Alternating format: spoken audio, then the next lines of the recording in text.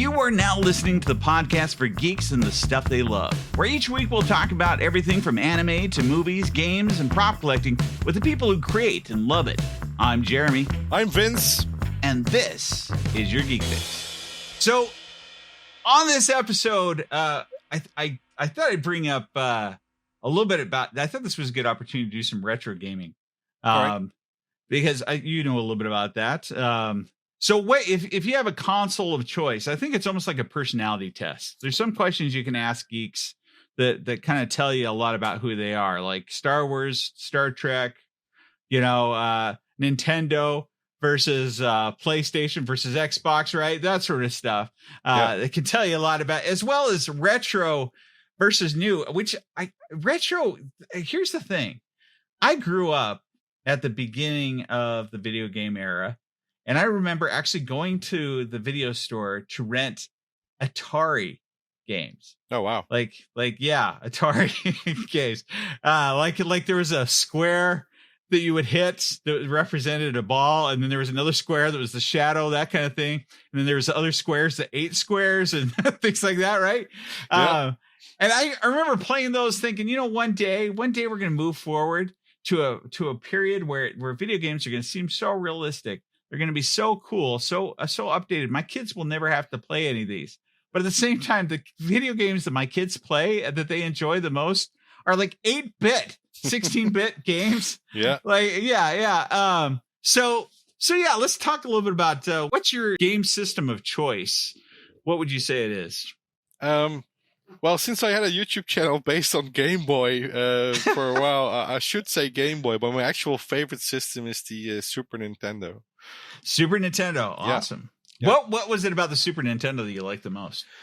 It's variety. But also, of course, with a lot of retro collectors, it's the memories, of course. And I had the blessing, and still have the blessing of my mother being a gamer. Oh, really? Yeah. And my dad was responsible for that partially, but he got a NES as a gift at his job, and my mother just was the driving factor behind us getting a Super Nintendo. Wow. We were in a big house renovation, and we as kids were just annoyed by all the dust and everything. So they bought a Super Nintendo, and we rented a lot of games then, like The Lion King. Yeah. And then, we started renting like RPGs, like the big ones, like Secret of Evermore and Lufia, which is a quite obscure one maybe, but really big RPGs, and we started playing those, and we got hooked. Wow. So, and then we rented and played more games, different games like the Mario All-Stars game with it, Star Fox. That's so much stuff in there that really kept us busy for a long time. Yeah. Oh yeah, I remember playing. Well, going back to Super Mario Brothers, even I remember playing that like sleepover style. Overnight, all night, getting to multiple levels, right? Getting to the very end, with Bowser and stuff. But then Zelda.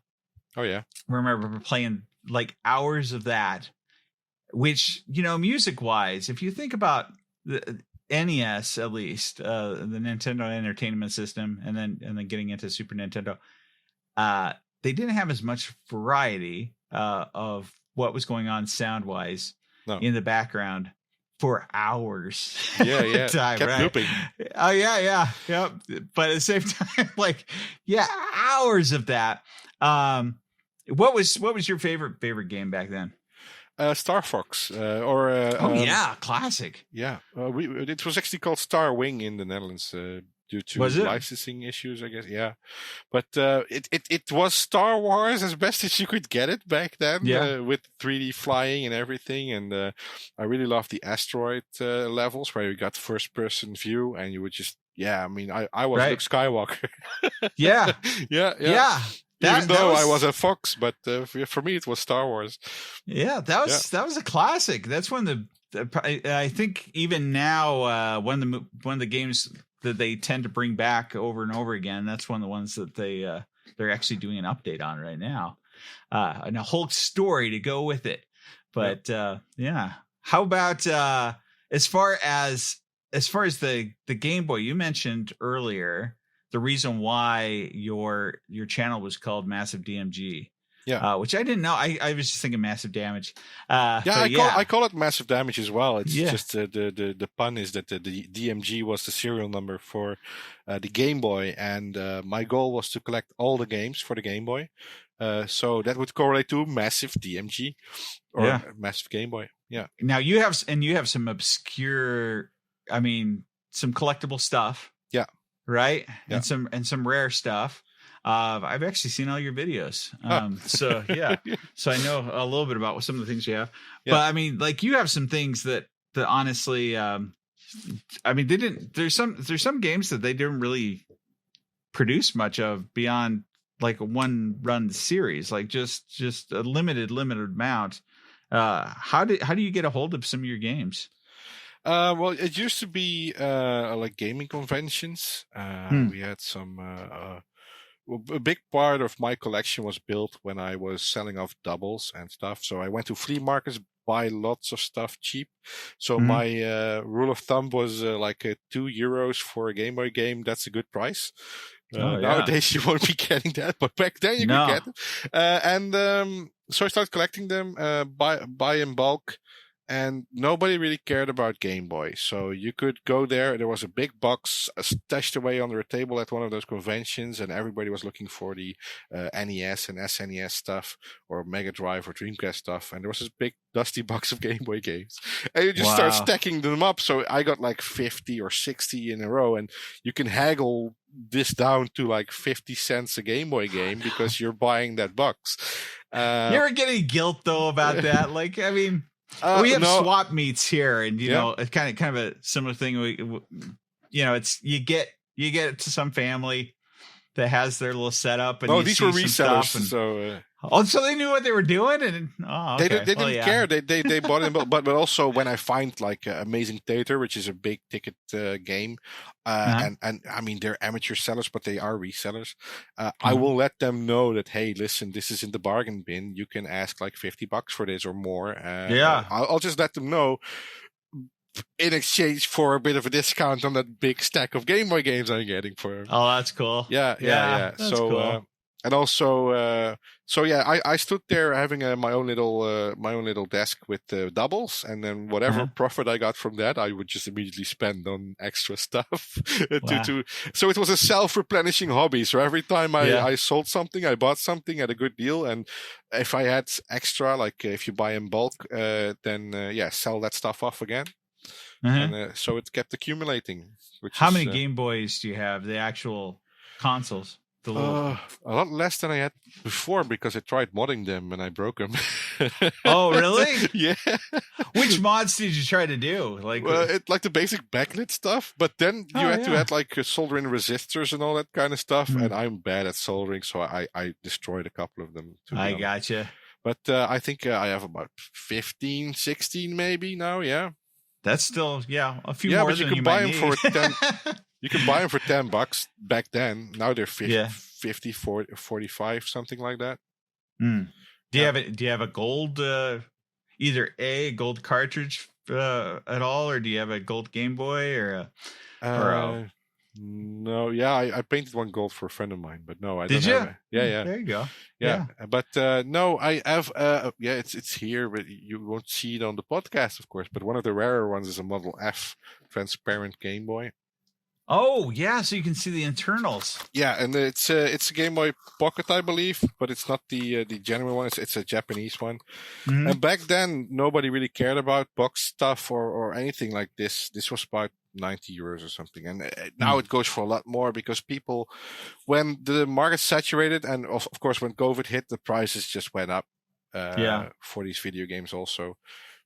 Well, it's hard as parts get old too. I mean, I mean, there's people that are buying them just to fix the ones that they have or to maintain, different things. Yeah. I know Japan's a great place to go. Yeah. To get, consoles like the old Game Boys and things. You're going to get them in like crisp, perfect condition. I brought I went to Japan for my honeymoon. And did you really? Yeah. Man, you get around. You'd be surprised. Yeah. But the thing was that there was a complete in box Super Nintendo for €5 converted, and I just couldn't get the styrofoam to fit, so I had to leave that behind. But I did fold the box in and got the thing out. But it was pristine, and it was like a PlayStation Vita for €70, which is about 75. Wow, yeah, that's good. And it said it had a scratch, and I'm like, "Where's the scratch?" And the guy behind the counter is like, "I don't know, but you can get it for this price." Wow. Yeah. I that's actually closer to my console. Like the console that I still to this day, I know I have one in this drawer even. Is here it is. Is a PSP. Oh yeah.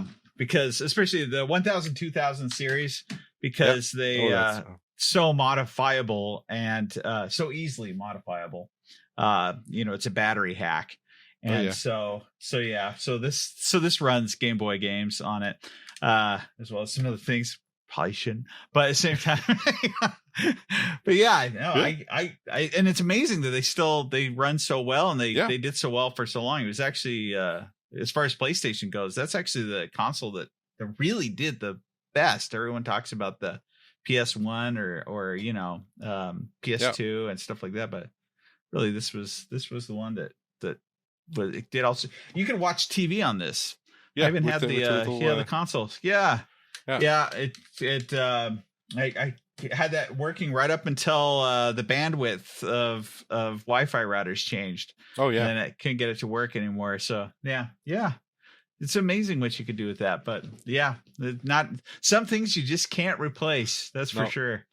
But, I actually used to stock a lot of these PSPs because my old babysitter he passed away a while back, unfortunately, because of his he had a disease that kind of he went from fully functional, and then he just started degrading kind of mentally. I don't know what it is, but the only thing that really gave him solace was playing the Bigs on PlayStation Portable, with the baseball game. Yeah, and he kept breaking his PlayStation Portables because he was very excited about it, so he kept breaking it. And so he was my old babysitter, and his mother came to me and said, "Yeah, listen, Vince, you collect a lot of stuff. If you have any of these spares, because if he loses his PlayStation, he will he will get real sad and everything, and sometimes aggressive." I bought all the Bigs games I could find for him, all the baseball games on PSP, and then I just kept, every time I found a stack of them, like for cheap, and they went for $15 or something sometimes. I just kept stacking them, and unfortunately he passed away, but I still have a stack still left from back in the day when everyone broke. I just went over to his house and gave him a new one. Yeah. Aw, that's nice. They had the proprietary SD memory card. stick, and I guess it wouldn't be an SD card, but you could put games on there and load it up pretty well and stuff. But and then there's of course special ones that they sent out that would that you could put a standard micro SD into. But so tell me this. What's your feeling on, I happen to be doing a video on this right now. What's your feeling on ways to legally obtain ISOs? Oh, wow. My opinion, if you can do it. Right. Well, we in the Netherlands had this thing called a home copy fee a while back, and it's still a very gray area, but basically you would pay for every medium, like a CD or a memory card. There was like this percentage that you would pay extra for to offset the costs for the fact that you would copy stuff for private use. Really? Yeah. Is that for like anything or just games, or what was it for? I think it was everything, because we had a big pirate scene here on the old cassettes and everything. But that was included. I still think they included, but now they made it officially illegal to download from illegal sources. Right. So there's of course the big but. What if is it really illegal? If it's that kind of stuff. ISO ripping is a bit different because if there's like any protection you have to circumvent, like for the PlayStation, Right. then I don't know. If you can do it, if you can't, find it somewhere Yeah. else. Yeah. The thing with like PlayStation, for example, Yeah. was you had to have you had to have one of their drives. Yeah, like the Toshiba ones or something. Because the old Sony, the old Sony drives could read certain CDs that other ones couldn't. And so it was also a proprietary thing where you couldn't put one of their DVDs or CDs inside your computer because it wouldn't be able to read it. No. But at the same time, these are drives that they sold. Sony, sold standard, and they fit right into your computer. So it wasn't too hard. And then, of course, some of the micro, going back to like the PSP and things, like there was ways to do it. Xbox, that was true too. There's the big units that you can buy that attach the Game Boy that allow you to do some of that offloading, things like that. I think the big standard here is that as long as you have an actual copy. Oh, yeah. So you purchase one and you actually own a hard copy, that then you could have digital copies that you use. But they're not the digital copies of your own stuff. There's someone else's digital copy. So that's the gray area there, right? Yeah. So I guess the big area where this has come up, and the reason why I was doing a video on it was because, of course, everybody's, making retro game consoles and things like that these days. I have one down in the area where I usually do videos and things too. But, and so where do you get, and how do you legally do that is the big question. And, so that was something I explored. And, there's a couple ways that I found, which is one is hard to get these days. So you do have to get on eBay to find them. But, when a lot of the game companies, especially the arcade companies, started feeling like they were going to go under, they started releasing their games. Like you could purchase them on a CD or on discs. I actually had one that was on a bunch of floppy drives. Oh, wow. That you could, for a bunch of ROMs for the, for the old arcade MAME type games. But you can still buy CDs that have like every game that company put out up to that point, and it's only in that kind of format, so it doesn't play right off the CD.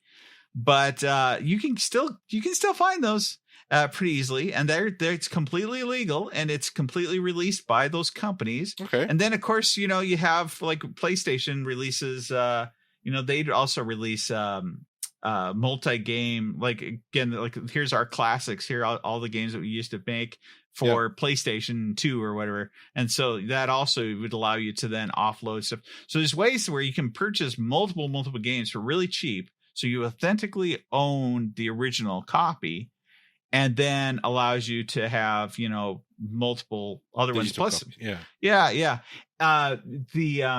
the company that makes Dragon Slayer, they figured out that people wanted to do this, and they were all on board for it. So as long as you have one of their original DVDs or discs, you put it into your computer, you go to their website, and then what it does is it verifies that you have it.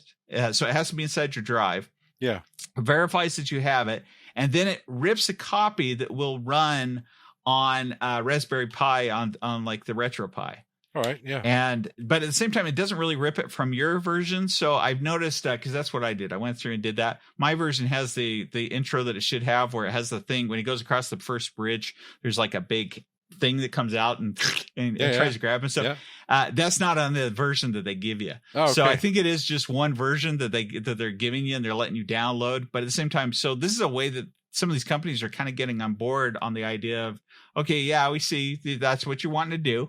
And rather than lose money on it, we're going to, you do have to pay a fee, by the way. I forgot to mention that. So you go to their website, you pay a small fee, and then they give you this copy. So, yeah, I mean, there's plenty of ways to be able to sell access stuff. Because how many of the games that you have do you think aren't even something that people could find these days?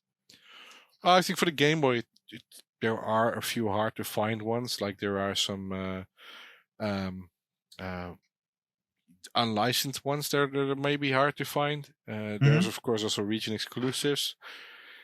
But I think if you know eBay, then you can find most of them, if not all of them, pretty well. Some of them might be steep. Like ironically, a game called Great Greed is getting like, I don't know, 600 or 500 euros worth of just a card only. What's that game about? It's an RPG, I believe, and nothing special. I haven't played it because I didn't buy it yet.